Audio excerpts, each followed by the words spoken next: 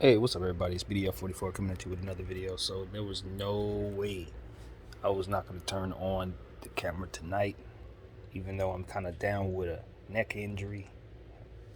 It's not anything I can't just overcome by a little bit of rest. So I took the day off and kind of just laying it down and treating it. But nevertheless, the Los Angeles Lakers did something pretty dang special tonight. They went into Barclays with a healthy KD and a healthy Kyrie and shot the Barclays Center up. It was a real serious beatdown we put on them boys from the start of that game. And I didn't see the whole thing, so I have to speak from a highlights perspective. But from the start of the game, we came out with a certain level of precision and poise, and went forward, and just continued to put forth pressure on the Nets. Drummond was fantastic. Markieff Morris was hitting shots. Schroeder was fantastic, even though he got into it with Kyrie Irving and got ejected from the game. That was interesting, to say the least. But nevertheless, the Lakers they frustrated the heck out of the Nets all night long. And Drummond was a monster, as I predicted he would be. They don't have any answer for that size. Even though Kyrie Irving is, in theory, a more valuable player, I think the Lakers are much closer to the Nets in terms of being able to see them in a 7-game series fully healthy when you consider that this 3-on-2 with that team versus the Lakers, or anyone else for that matter. But I don't think it's 3-on-2 when you consider what Drummond brings to the table and his size. I think he actually is a plus on our side, if you ask me.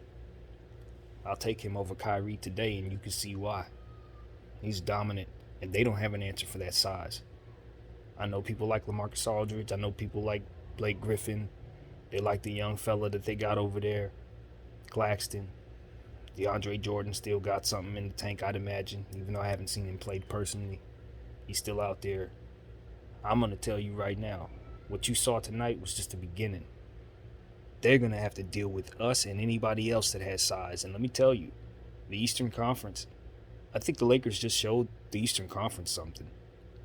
If you have a big that's ready to go, you may be able to do some things against this net team. Now, granted, they did not have James Harden out there, and that's obviously a massive piece.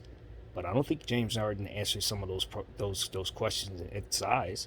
I don't think we see anything different in that regard. Maybe they put up more points, draw more fouls, slow the game down in that regard, but I don't think that makes much of a difference in regards to what we saw tonight. Drummond is still going to do that every night against them. And that doesn't account for what obviously the two great players that we have, LeBron James and Anthony Davis, will bring to the table. If our role players play the way they played tonight, there will be no stopping us. Not from the Nets or anyone else. I'm just going to be honest with you. What I saw from the Lakers was overwhelming dominance.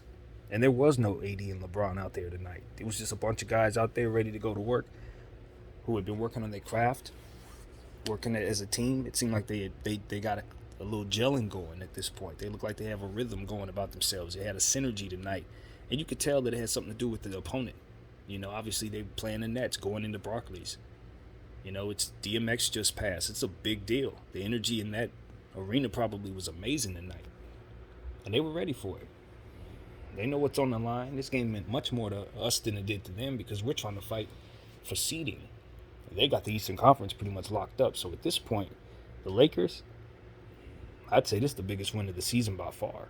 It's one of the biggest wins we've had in a while. Not regular season in that regard. This pretty much solidified that we have a bench much stronger than theirs, and it solidified that we can have some success against this team on their home floor. Because if Braun and AD out there, can you imagine what that score looked like? I mean, it was, and it's not like the Nets didn't put up a fight. It was a close game at halftime, and we still found a way to blow them out. We just met them with more intensity. Our legs were younger, we were quicker, sharper, running better stuff. It was a clinic out there. You saw a basketball clinic. And KD was on minutes restriction, did his thing, but wasn't really much to say there. To be completely honest with you, wasn't much to say.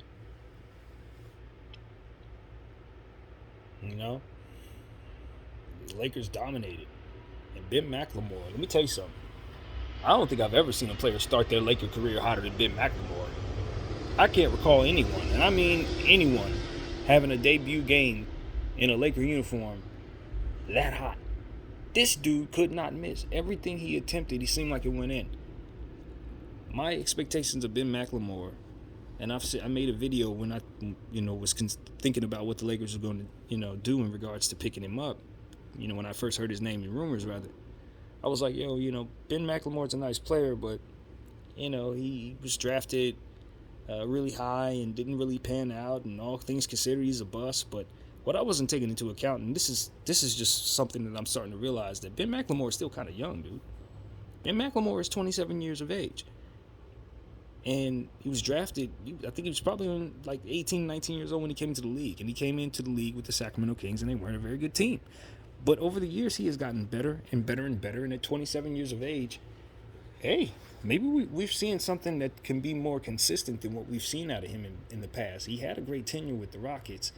I don't know why they waived him, and I don't care. Because now that he's here and he's shooting like this, that's just another weapon we're throwing out there. And if this is what he's going to be, let me tell you, guys like Wesley Matthews, they're going to have a hard time getting on the floor now, So, big ups to Ben McLemore, who came in, hit 5 threes tonight, and did it in spectacular fashion.